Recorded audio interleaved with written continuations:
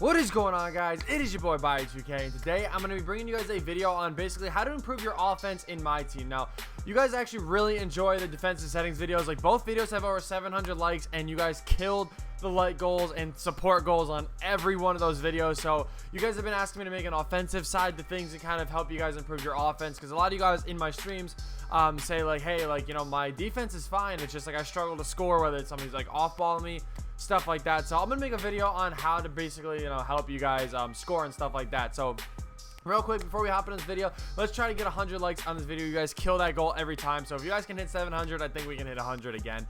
And if you guys don't follow my Twitch, it's in the description down below.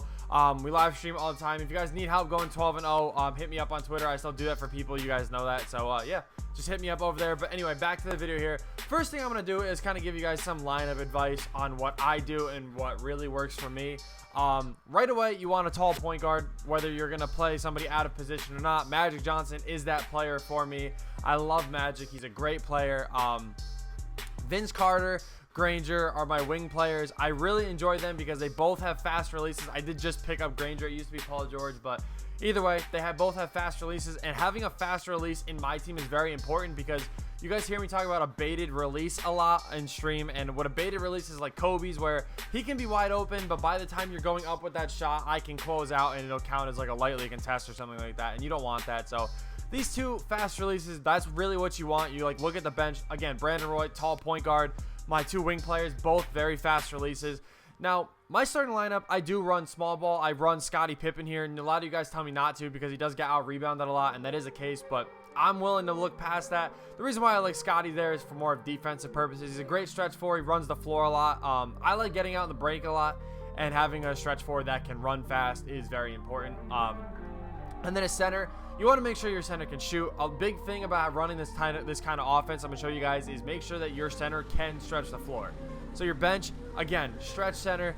Kristaps is only out here because Kristaps is literally a glitch, and you guys know that. The next thing I want to show you guys, though, is the playbook. Playbooks are very important this year. When you do go up against somebody that's off-balling you, playbooks are very important.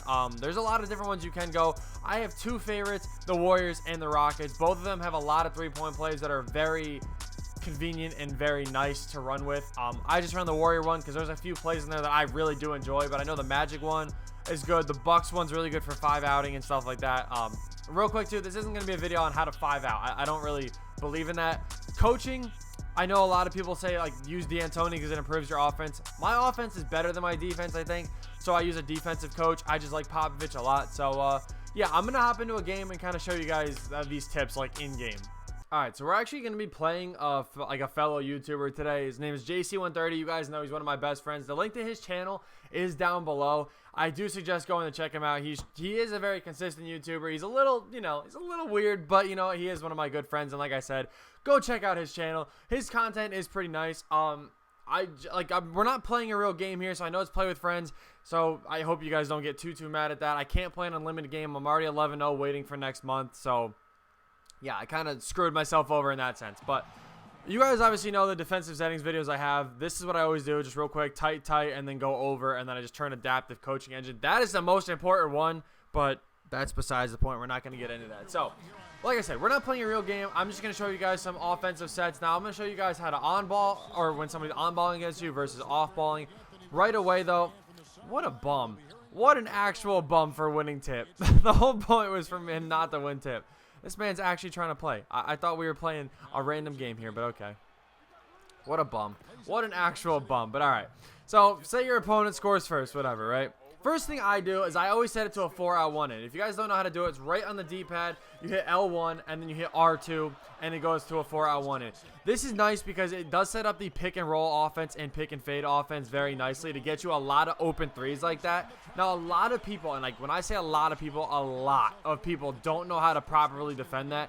They end up leaving you open a lot, which definitely helps out, especially when you're just trying to, when you're trying to run a basic offense that is really perfect for you.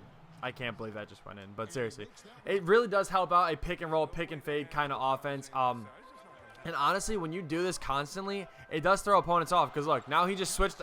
We didn't play anything ahead of time. I just told him to play his game, and like we will just play, and yeah. So right there is exactly what I'm talking about. It throws people off. When you sit there and alternate, they don't know what to do and stuff like that. And right there, that actually is how to stop it. You just kind of get in the way. So again, if you want to know, like, instead of just fading every time, you can just call for a pick and roll and do this. And it kind of gets people all over the place. Like right now, like he's got some mismatches all over the place. It's definitely going to help us out. And then like easy lob right there. A lot of it too is just like a freelance sort of offense. Lobs in this game is very important, or are very important, to know when to throw them and when not to throw them. Like right there, if you ever get in a situation where somebody comes and helps down like that, you need to know how to stop it. Like that is exactly the perfect way how to stop it. And again, good closeout on the corner. The second way, or the second freelance that I suggest you guys run is a Warriors freelance. It's very nice. If you actually come here in your settings menu, I think it's this, I want to say. No, not that. Game plan maybe. I actually don't know where this is because I always have it turned off.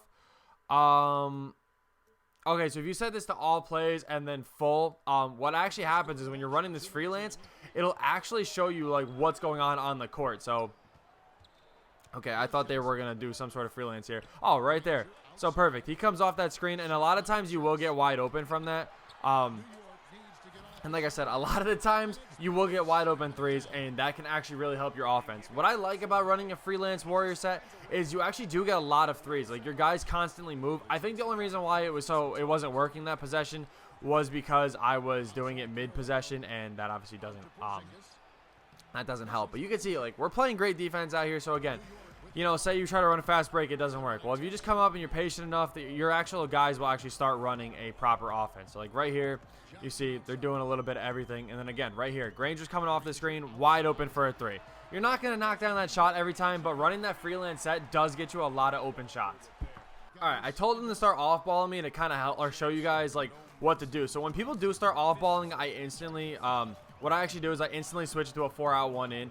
And then you guys can start to run these kind of plays. Like, there's a lot of plays in the Warrior playbook. The quick 21 is my favorite one to run because they actually come off of a perfect screen right here and get you a lot of wide open threes. Like, that is one of my favorite plays, like I said, for that main reason. They get you a lot of open shots around the arc. And running plays is a big key to stopping off-balling because when people off-ball, they kind of just, a lot of times when people off-ball, it's because they can't read plays right or they can't really react to things right. And that's not what you want to do. Like, you don't want to feed into that. Like, I always tell you guys, be patient. That's going in. That's a play with friends shot right there. That's what I don't like, man. Play with friends is broken, but we're not going to worry about that. When they do off-ball with your center, like, I kind of told him to just alternate. So, like, right here, he's going to off-ball with his center. When they do that, you want to kind of run these pick and rolls and stuff. Wait and be patient. Look at this. We're going to get an easy dunk right at the rim right there. That's what you want to do. Being patient is huge, especially when people are off-balling you, because the minute they start off-balling you, they like to try to bait you. You know, people do this shit a lot. Like, they'll try to be like, oh, and then, like, they'll run back. Like, JC just fell for it. Come on, man. I'm literally trying to show you guys. Well, that's literally proof, actually. So, again, he wants to sit here and do this. All right, so we're going to go right back to a Warrior freelance. We're going to sit here, post up a little bit. And, again, Vince is coming off the screen. If that three doesn't work, a lot of the times they will switch on, because you've been getting that open three so much that they'll switch on and try to close out on that three. And when they do that, you just blow right around them. And if anything, like if they don't, if they like stop you from doing that, then you just set up some offense. So say like here, well, I'll have them set up the freelance play again, right? And let's see. All right, so he's going to front that, right? All right, so boom, that pass didn't work. So you know what now we're going to do? Actually, right here, we'll run a pick and fade with Scotty. We'll get this pick and fade down. All right, so say that doesn't work. My favorite thing to do, and the reason why I love doing Hakeem, send him right into the post. Attack that off ball, and a lot of times people cannot stop him. That was a bad animation, but you got to constantly be on your feet thinking about what you're going to do next. The minute you get stuck, you can't just like kind of sit there and be like, oh, he's off balling me, I'm defeated. Like, that's a good shot right there. I played that very poorly, but you guys see what I'm saying? Like, the minute you like your offense gets shut down, you can't really like fault it. So I could run this freelance play, but what I'm actually going to do is I'm going to send another post up with Hakeem. When you see that playmaking, or when you see like that takeover badge in the post, your guys will just whip people out of the way. That was a terrible animation on my part. I tried to do a post hook when I know better. I should have just waited for a proper post up animation. And yeah, so like I said, the biggest thing that you want to do is run a 4-out 1-in freelance, and then you want to run a Warriors freelance as well. And again, these plays, floppy's a really good one. This one's another good one here. This is actually going to be really nice to set up Vince, I think. Yeah, I was going to say, this is to set up Vince for another 3. Again, it's just all about moving around, doing what you can with these plays, and just getting a lot of wide open looks. I mean, I'm just going to let him do whatever here to close out this quarter. Okay, cool. But yeah, I just want to show you guys. Pretty nice first quarter. I know it's play with friends, and again, we weren't talking. The only thing that I told them to do was to start off-balling me. So if you guys count that as something, then fine. But yeah, first quarter, it went pretty flawlessly. We missed, what, 2 shots? Everybody was getting their looks, doing what they had to do. I didn't tell him what I was doing either. I didn't tell him if I was running a 4-out-1 in, doing pick and pops, nothing like that. We actually ended up shooting very nicely, and same thing with online. Like, if you kind of account for what online does, I probably would have missed, like, 2 shots, 2 more shots, 2, 3 more. But like I said, a lot of the times what happens is when you run into these players, they just try to off-ball you, and a lot of people struggle with, you know, playing up against them. So like I said, the biggest thing that I'm telling you guys to do is run a freelance play. Running a freelance with the Warriors or a 4-out-1 in is huge to do.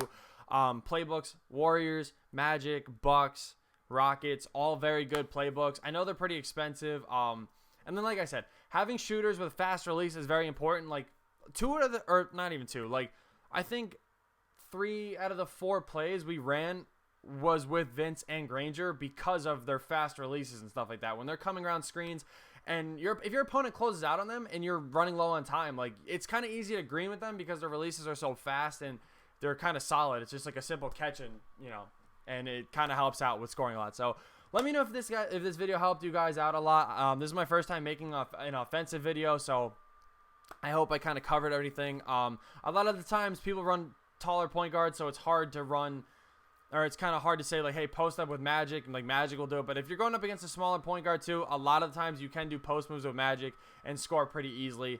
But again, freelance, run plays, run pick and pop, pick and fades all game. And then, yeah, if all fails, attack that off ball with Hakeem in the post, with Gilmore in the post, with Wilt in the post. It doesn't matter who your center is. Attack it and try to draw some fouls even. So, again, thank you guys so much for watching. I hope you guys did enjoy. Be sure to follow me on Twitter and Twitch. The links to them are in the description below. And be sure to drop a sub to JC. Again, very underrated YouTuber. So, yeah, thank you guys so much for watching, and I will see you in the next video.